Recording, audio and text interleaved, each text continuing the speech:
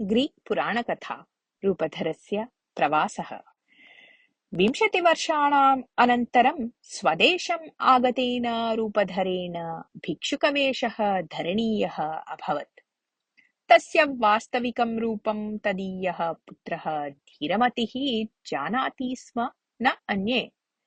रूपधरस्य पत्नीं पद्ममुखीं परिणेतुम् इच्छन्तः रूपधरगृहे वसन्तः दुष्टाः केचन भिक्षुकवेषधारिणः रूपधरस्य अपमाननं कृतवन्तः।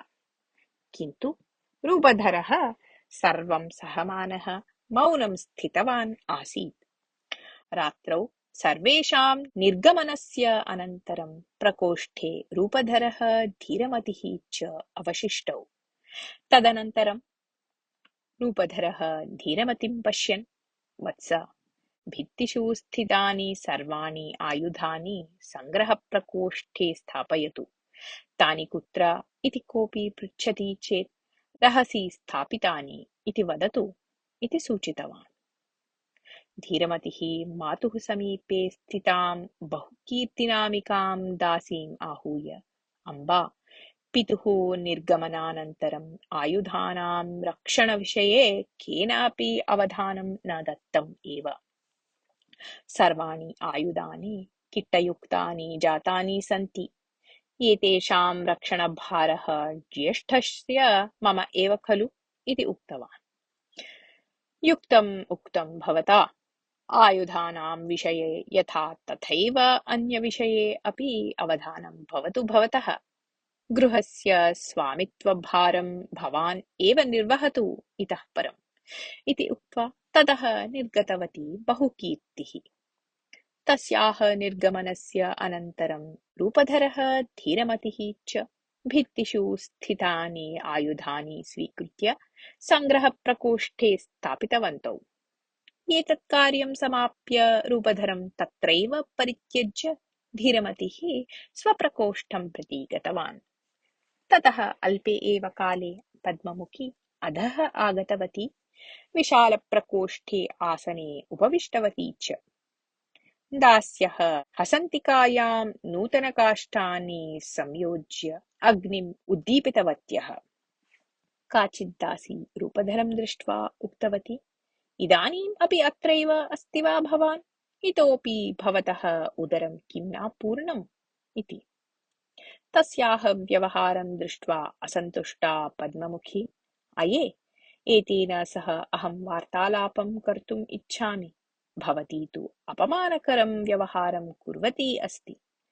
कथम् एतादृशानि वचनानि भवत्याः मुखात् निर्गतानि इति तां दासीं सम्यक् तर्जयित्वा रूपधरस्य उपवेशनार्थम् आसनम् आनायितवती। रूपधरस्य उपवेशनस्य अनन्तरं सा तं पृष्टवती, महाशय, कः भवान्? कः देशः भवतः? इति। रूपधरः स्वविषये एकां कल्पितकथाम् उक्तवान्। अहं सिसिलीदेशीयः अस्मि। युद्धं प्रति गमनात् पूर्वं रूपधरः मम गृहे अतिथिरूपेण उपस्थितः आसीत् इति। ततः पद्ममुख्याः विश्वासस्य प्राप्त्यर्थं सः रूपधरेण धृतस्य वस्त्रस्य विवरणम्, आयुधानां विवरणं, सेवकानां नामानि च सूचितवान्। युद्धं प्रति प्रस्थानसमये तानि वस्त्राणि रूपधराय स्वयं दत्तवती आसीत् पद्ममुखी। अतः तस्य विवरणस्य श्रवणात् सा भिक्षुकेन उच्यमानायां कथायां पूर्णविश्वासं कृतवती। ततः स दासीं बहुकीर्तिम् आहूय आदिष्टवती, एषः अतिथिः मम आर्यपुत्रस्य मित्रम्, एतस्य पादौ क्षालयतु भवती इति। बहुकीर्तिः एकस्मिन् पात्रे उष्णजलं शीतजलं च संयोज्य अतिथेः पादौ क्षालयितुम् उद्युक्ता अभवत्।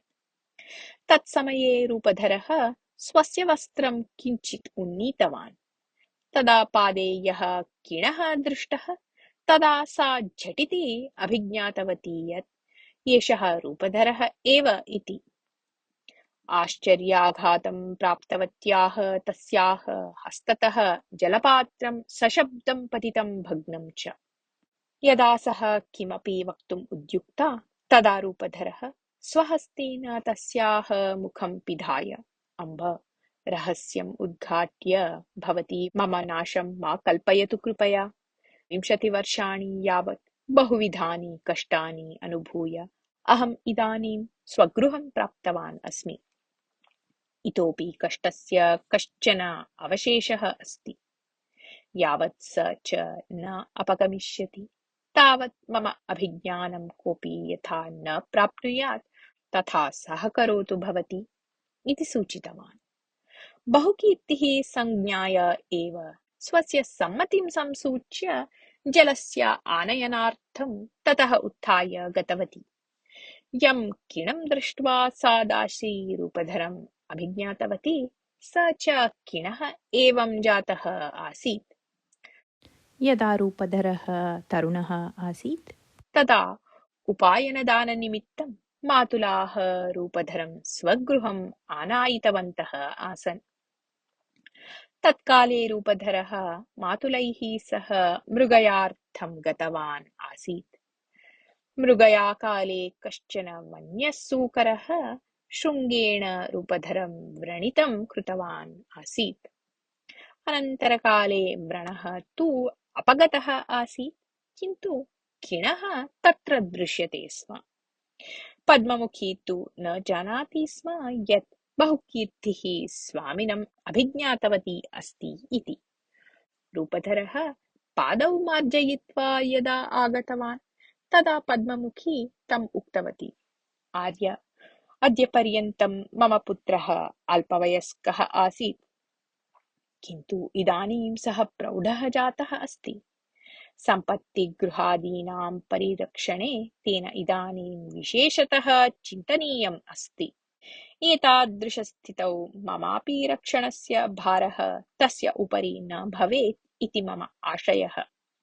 गृहे स्थिताः राजकुमाराः मां परिणेतुम् इच्छन्तः अत्र वसन्तः सम्पत्तेः नाशनं कुर्वन्तः सन्ति। एतत् कारणतः मम पुत्रः नितरां दुःखितः अस्ति। अतः मम तु भाति यत् मया स्वयंवरम् अङ्गीकरणीयः इति। मम पतिः 12 पशून् एकरेखायां स्थापयित्वा तेषां मूलभागस्थे रन्ध्रे निर्बाधबाणप्रयोगं करोति स्म। तद्वारा लक्ष्यच्छेदनं करोति स्म। अतः मया निर्णीतम् अस्ति यत् एतेन प्रकारेण बाणप्रयोगं कृत्वा यः लक्ष्यच्छेदनं करोति सः एव परिणेतव्यः इति। ततः सा स्वप्रकोष्ठं गत्वा शयनं कृतवती। रूपधरः प्रकोष्ठस्य पुरतः अजचर्मः प्रसार्य तदुपरि शयनं कृतवान्। आरात्रि तेन निद्रा न प्राप्ता। प्रतीकारसाधनोपायं चिन्तयन् सः रात्रिं यापितवान्। प्रातःकाले शीघ्रम् एव उत्थाय सः भगवतः प्रार्थनां कृतवान्। प्रातः सर्वे स्वस्वकार्यार्थं निर्गतवन्तः। वराहपालकः 3 दृढकायैः वराहैः सह तत्र आगतवान्। सः रूपधरं दृष्ट्वा उक्तवान्, अत्रत्याः जनाः भवतः योगक्षेमादिकं न जाने कथं दृष्टवन्तः इति। किं ते स्वदौष्ट्यं प्रदर्शयन्तः एव सन्ति उत किञ्चित् वा सद्व्यवहारं प्रदर्शयन्तः सन्ति इति। ते तु दुष्टाः, पाशविकः एव व्यवहारः तेषाम्। एतान् भगवान् अवश्यं दण्डयिष्यति इति उक्तवान् रूपधरः। तत्समये एव अजपालकः तत्र आगतवान्। सः आत्मना सह स्थूलान् अजान् अजशावकान् च आनीतवान् आसीत्। सः भवनस्य पुरतः तान् अजान् बध्नन् रूपधरं दृष्ट्वा, अये भिक्षुक, इदानीम् अपि अत्रैव दृश्यते खलु भवान्? एतस्मिन् महानगरे भिक्षायाचनार्थं किं भवता अन्यत् गृहम् एव न प्राप्तम् इति पृष्टवान्। रूपधरः उत्तरं किमपि न दत्तवान्। तस्य अन्तरङ्गे क्रोधाग्निः ज्वलन् आसीत्। अत्रान्तरे सुखप्राप्तिनामकः कश्चन पशुपालकः धेन्वा अजाभिः च सह तत्र आगतवान्। सः रूपधरं दृष्ट्वा आश्चर्यम् अनुभवन् वराहपालकं पृष्टवान्, एषः कः? कस्मात् देशात् आगतः अस्ति एषः इति। तं वृद्धं भिक्षुकं दृष्ट्वा सः स्वकीयं स्वामिनं स्मृतवान् आसीत्। स्वामिनः स्मरणात् तस्य नेत्राभ्याम् अश्रूणि आगतानि। सः रूपधरं पश्यन् उक्तवान्, मम स्वामी अपि भवान् इव मलिनानि छिन्नानि च वस्त्राणि धृत्वा निर्गतिकतया अटन् स्यात्। तथापि मम तु आशा अस्ति यत् सः कदाचित् वा प्रत्यागच्छेत् एव इति। यदि तस्य प्रत्यागमनाशा न स्यात् तर्हि को वा एतेषां दुष्टानां सेवां कुर्यात् इति। तच्छ्रुत्वा रूपधरः उक्तवान्, भवान् ऋजुस्वभावयुक्तः इति भाति। अलं भीत्या भवतः अत्र उपस्थितौ एव भवतः स्वामी प्रत्यागत्य एतेषां सर्वेषां दुष्टानां संहारं करिष्यति इति। तस्मिन्नेव काले ते सर्वे दुष्टाः सम्भूय धीरमतेः हननार्थम् उपायं चिन्तयन्तः आसन्। तन्मध्ये कश्चित् उत्थाय उक्तवान्, मित्राणि, अपशकुनानि दृश्यन्ते इदानीम्। एवं स्थिते इदानीं धीरमतेः हननार्थं प्रयत्नः असफलायै भवेत्। अतः इदानीं तादृशः प्रयत्नः मास्तु। आदौ सर्वे भोजनं करवाम इति। ततः सर्वे उत्थाय भोजनार्थं पुरतः स्थितं प्रकोष्ठं प्रति प्रस्थितवन्तः। तत्र गत्वा खादनार्थं पशुमांसं सज्जीकृत्य सन्तोषेण भोजनम् आरब्धवन्तः। द्वारपार्श्वे एव धीरमतिः रूपधरस्य निमित्तम् एकं भोजनपीठम् आसन्दं च सज्जीकृतवान्। ततः पितरं रूपधरम् उद्दिश्य उक्तवान्, भवान् निरातङ्कं भोजनं करोतु तावत्। कोऽपि भवतः अपमाननं यथा न कुर्यात् तथा अहं पश्यामि। एतत् मम पितुः गृहं, न तु प्राङ्गणं मार्गः वा। अत्रत्या सम्पत्तिः मदीया। अत्र सम्पूर्णः अधिकारः मम एव। अत्र उपस्थितान् अहं निवेदयितुम् इच्छामि यत् ये असद्व्यवहारं प्रदर्शयन्ति ते निश्चयेन दण्ड्यन्ते इति। धीरमतेः एतत् वचनं सर्वेषु आश्चर्यम् अजनयत्। दुर्बुद्धिः स्वमित्राणि उद्दिश्य उक्तवान्, श्रुतं खलु एतस्य उद्धतं वचनम्। अद्य अस्माभिः अपशकुनानि दृष्टानि इत्यतः एषः जीवितः। अन्यथा अहं क्षणमात्रेण एतस्य मुखपिदानम् अकरिष्यम् इति। धीरमतिः अपि एतत् वचनं श्रुतवान्, तथापि अपेक्षाभावप्रदर्शयन् मौनम् आश्रितवान्। तेषु दुष्टेषु अश्वनिपुणः नाम कश्चन गर्वितः धनिकः आसीत्। सः स्वानुचरान् उद्दिश्य उक्तवान्, पश्यन्ति खलु भवन्तः, एषः निर्गतिकः भिक्षुकः समानपङ्क्तौ उपविश्य अस्माभिः सह भोजनं पानं च कुर्वन् अस्ति इति। एतं सम्यक् पुरस्कृत्य सन्तोषम् अनुभवाम वयम्। पश्यन्तु इदानीम् अहम् एतं कथं पुरस्करोमि इति उक्त्वा धेनुखुरपट्टिकायुगलं स्वीकृत्य रूपधरम् उद्दिश्य वेगेन क्षिप्तवान्। रूपधरः झटिति पार्श्वे अपसृत्य वृणात् आत्मानं रक्षितवान्। तदा धीरमतिः महता क्रोधेन, अये अश्वनिपुण, भवतः क्षेपणात् एषः अतिथिः यदि व्रणितः अभविष्यत् तर्हि मम शूलायुधं भवतः हृदये लग्नम् अभविष्यत्। अहं पुनरेकवारं शान्ततया एव निवेदयितुम् इच्छामि यत् आत्मनियन्त्रणापूर्वकः व्यवहारः भवताम् एव क्षेमाय इति। मर्यादाम् अतिक्रम्य व्यवहारः इतः परं न सह्यते अत्र इति उक्तवान्। तदा सर्वे मौनम् आश्रितवन्तः।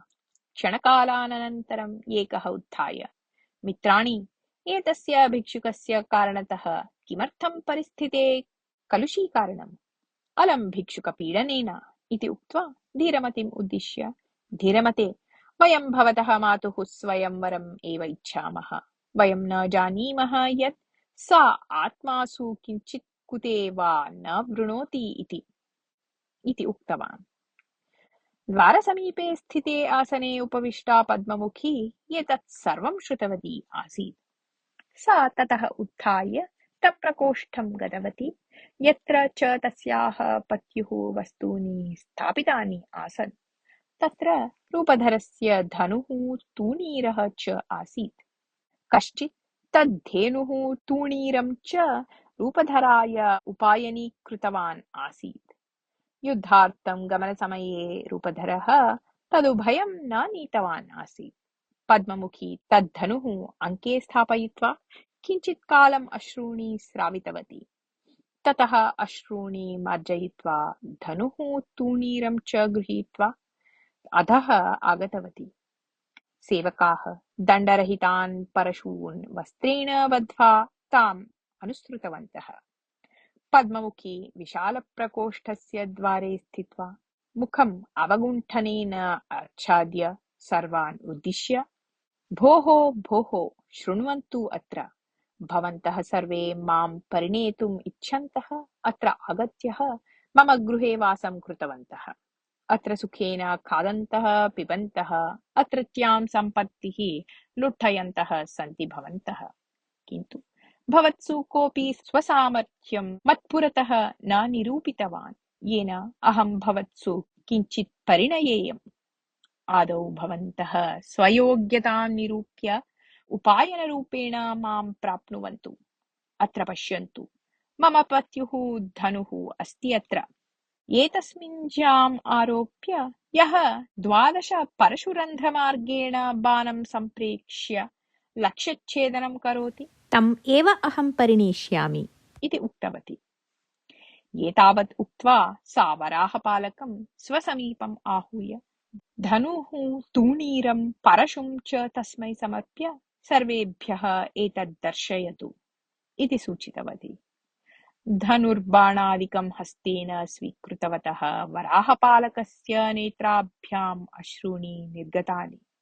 द्वारे स्थित्वा पश्यतः सुखप्राप्तेः नेत्राभ्याम् अपि अश्रूणि उत्पन्नानि। रुदन्तौ तौ दृष्ट्वा दुर्बुद्धिः उक्तवान्, स्त्री इव किमर्थं विलपतः भवन्तौ? यदि रोदनम् एव करणीयं तर्हि बहिः गत्वा कामं रोदनं क्रियताम्। अस्माभिः तु अपूर्वा परीक्षा सम्मुखीकरणीया अस्ति इदानीम्। धनुषः दण्डस्य अवमाननं तावत् सुकरं न इति अहं जानामि। रूपधरवत् बलशाली अत्र नास्ति। अहं तं बाल्ये स्वयं दृष्टवान् आसम्। तस्य बलं कियत् आसीत् इत्यपि अहं स्पष्टं जानामि इति। अत्रान्तरे धीरमतिः आवेशं प्राप्य अग्रे गत्वा, अहो, मम मातुः विवाहस्य समयः आसन्नः अस्ति।